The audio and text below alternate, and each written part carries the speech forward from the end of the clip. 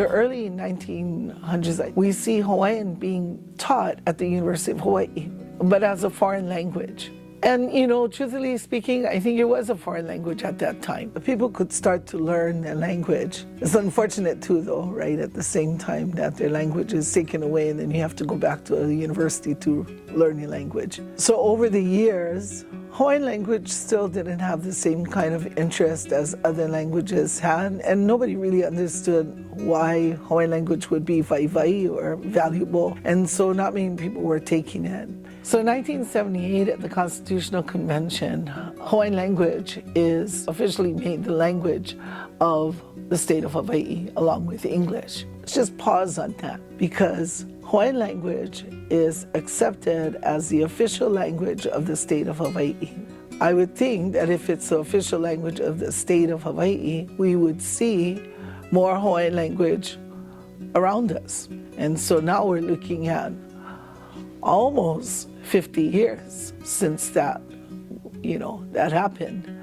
And in 50 years, how much have we grown and how much have we done? We definitely moved the needle and we still have a lot of work to do. 1985, we see the first punana leo open. Punana leo are language nests, preschools, where the entire day is spent in Hawaiian. From the time that keiki is dropped off until they're picked up at 5 o'clock in the afternoon, they only hear Hawaiian and they only speak Hawaiian in these schools. When Punana Leo opened, many of us are so excited because this is another step towards gaining our sovereignty. People didn't like to hear the word sovereignty. They were so afraid of it. But truthfully, sovereignty is our right to determine what happens to us as Kanaka. So I think when we're seeing these changes happening, when we're seeing Hokulea navigate itself by the stars and without any technology all the way to Tahiti, we're excited that these things are happening. The interest is on an upsurge. We can't wait to see who we are as Kanaka, and we're beginning to stand solid again in solidarity. We're beginning to recognize the value of being Hawaiian. We're becoming proud to be Hawaiian because there's a time when they were afraid to have a Hawaiian name, and so they were changing their names.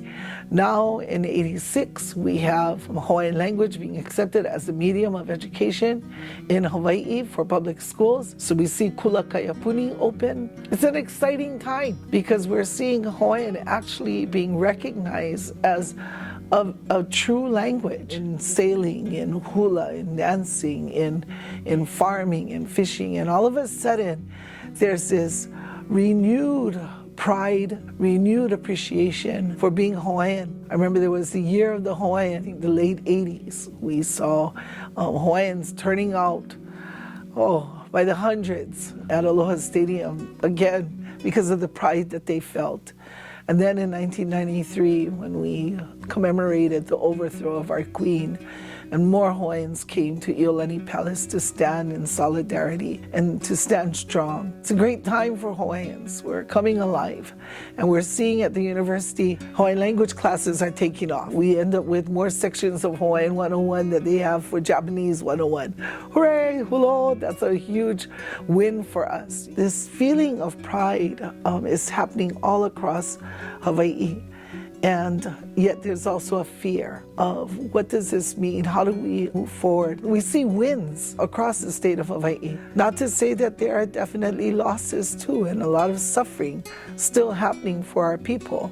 We see ourselves at the top of every unfortunate list, at the top of youth suicide, drug abuse, prison enrollment. Hawaiians are still at the top of these lists. Despite the fact that pride is growing, we're beginning to see that Hawaiians are now coming to a place where they recognize that they can learn. Why? Because remember way back, that history that I talked about, of that pride that they had, that's still running in the DNA of our kids today. It's still happening. We have kuleana. We have kuleana to these haumana and to their kupuna to give them the best that we can from the perspective of their kupuna. Because when we look at the velo that might be showing up, characteristics, traits that have been passed down through the generations, they may not have known this kupuna 5 generations ago, 5 generations ago, that kupuna probably was an ali'i, maybe it was a Hawaiʻi fisherman, maybe it was a farmer, maybe it was one who made the capes for the ali'i, but somehow that velo is still continuing 5 generations later in these haumana.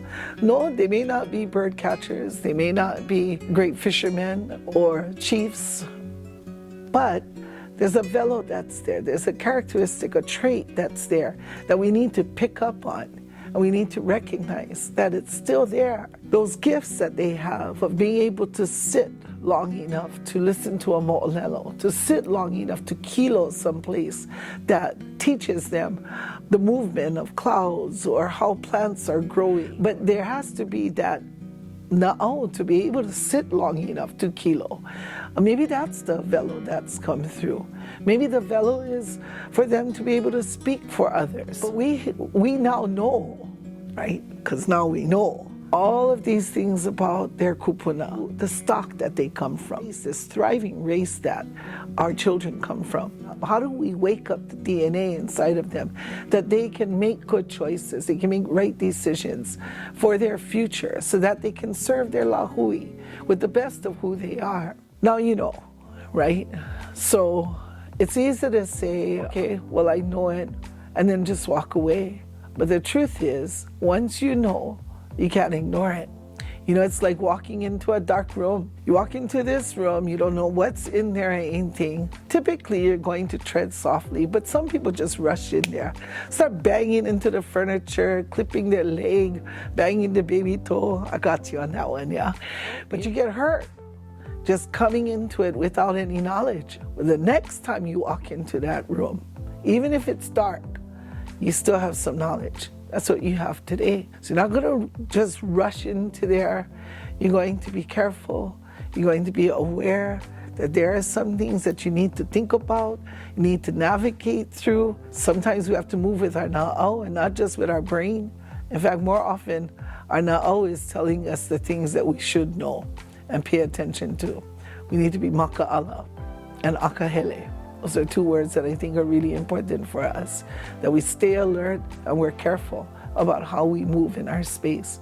And that's something that we take to our haumana, that we can give to them. Because certainly there are some things that I talked about with you just now that they may not know. But it becomes our kuleana to let them know who they are so that they can stand strong, because they are still standing on the shoulders of their kupuna. They still have kuleana to those who have passed, but more importantly, to those who are coming.